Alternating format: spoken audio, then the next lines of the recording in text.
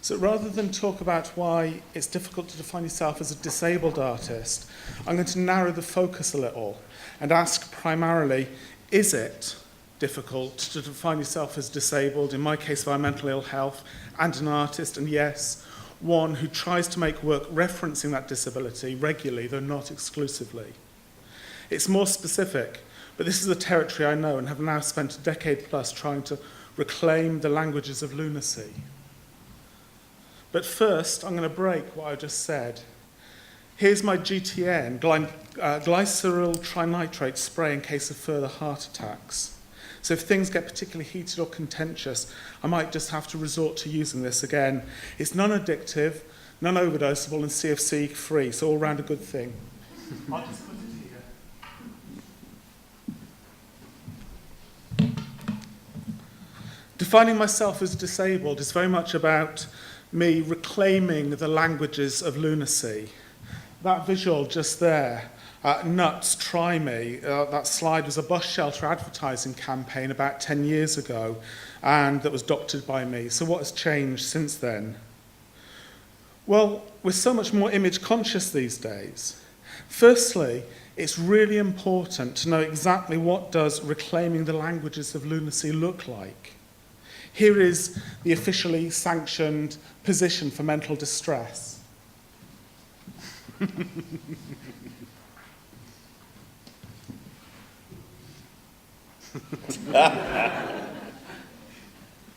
slow motion.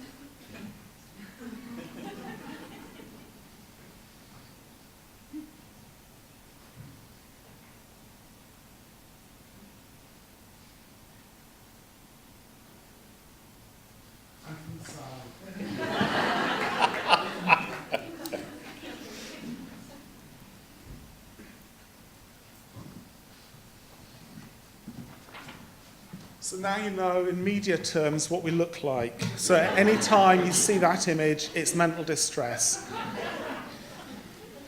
So there's another bonus to that position. It's very hard to look brave or admirable or inspirational or a role model or any of those other cliches. The one possible thing you might look like is a sufferer. So it's very hard to speak down there, which is why I've got back up to this microphone.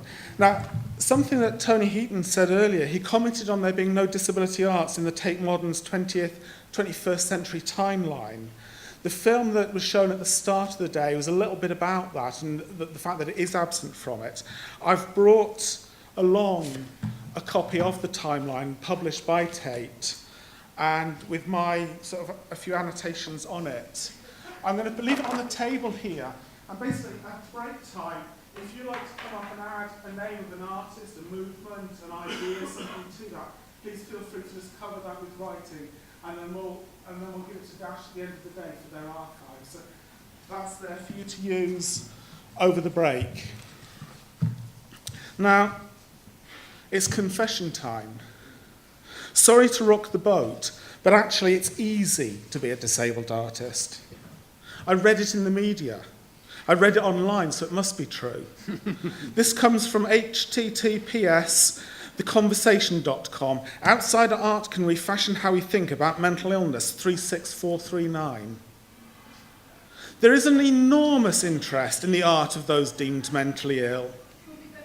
At the Outside Art Fair in a chic Parisian hotel recently, a gallerist from New York commented that collectors specifically request work by manic depressives or schizophrenics. The importance of the art of people who are mentally ill is gaining recognition. So marketize me, baby, marketize me. The article continues. In 2013, there were no less than 5 major exhibitions of outsider art in Europe. Well, outsider doesn't automatically equate with mental illness. Most outsider artists could be described as eccentric, and some have diagnosed mental illness. Or this side of the pond. At the London College of Fashion, LCF, the campaign Making Mental Health Fashionable brings together artists, curators, psychiatrists, psychologists, designers, policymakers, and those with mental health problems to develop ideas and projects to change our views about mental health and to challenge negative perceptions about mental illness.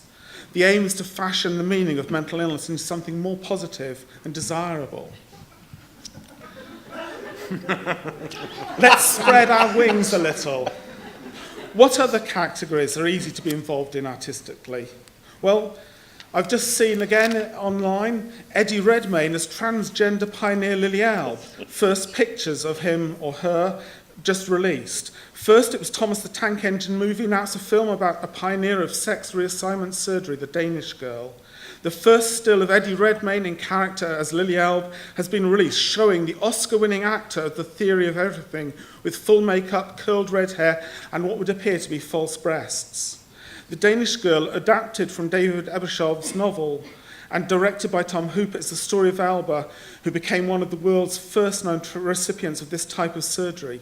She was born in Denmark as Ina Mogens Wegener and underwent a series of then experimental operations in Berlin in 1930-1931. Organ rejection following an attempt to transplant a uterus resulted in her death in 1931. The UK's working title is producing the film, with Redmayne in the central role and Alicia Vikander as Wegener's wife, Gerda. Back to disability. Back on Tyneside, we're currently being marketed Electricity, a striking drama filmed in my native northeast and told through the eyes of a young woman, Agnes Dane, with the condition being epilepsy. Dr. Ellie Cannon, great name, says Agnes Dane is a role model for epileptics after playing sufferer, defined by her sexiness and strength rather than medical condition in new film. She appears to have great cheekbones too. Oh wait, Eddie Redmayne isn't really Thomas the Tank Engine. And Agnes Dane, well, there's nothing I could find on her epilepsy online except this from the Daily Mail. Agnes Dane has been sure to give her all in every role, as it has been revealed that she had a real brain scan as part of her new film, Electricity. So yes, cripping up is still fine. Or my preferred phrase, specifically relating to mental health, mental ill health, mental distress, nutting up. So, nutting up, but if we want to play the roles they regularly inhabit, it's bloody hard to thesp to art up, to get the picture. Now, there's two statistics that have been quoted recently. One on how London soaks up so much of the arts money, and the other that the white middle-aged middle classes are still the core consumers of art. Well, speaking as a spectator, and that's Auguste Debord's term of moving from a spectator into a performer, so spectator. So speaking as a spectator who grew up in care and was hospitalised repeatedly between age 13 and 45, I say, why are we still having the same arguments? Because it's a lengthy, bloody process, and we're still only getting crumbs. Ultimately, it's still core and periphery. Power flows to the centre. In the arts too. Our narratives are subsumed and consumed, and who put the con in consume. But together, we are the majority.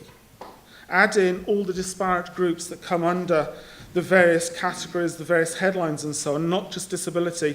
And I know this conference is explicit about reaching out across this range of diversity. So yes, collectively we are in the majority. And as artists and makers, it's in the blood, isn't it? We still have to make that work. We still have to make work. I'll end by repeating a rallying cry, one from the wee film showed at the start of this morning, and I will be putting it online on my Vimeo account, so it will be there. It's under Creative Commons, so you're welcome to download it, cut it up, paste it, do whatever you like with it, as long as you don't make money out of it. So I would just want to read what was the final chunk of the film, the text there, because I think it's relevant. That man in the gallery, propertied, comfortable, coins to his pocket. And this woman, younger, more ditzy, he'd say, he's giving party line on art, artist, movement. his stage whisper over what's accepted narrative and what's beyond the pale. She is not stupid. She is not stupid. Yet that maddening man fixes her neckline, presses play. We learnt something today.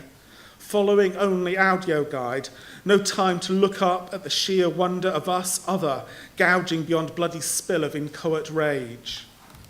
Like photographing the desert, grit to mouth, the promised tear. Fighting to survive, we, disabled, queer, feminist, post-colonialist or otherwise from beyond. Our many avant-gardens deemed fringe. Anna kissed, mwah, mwah. Us awkward bastards firing the cannon, all. Cheers.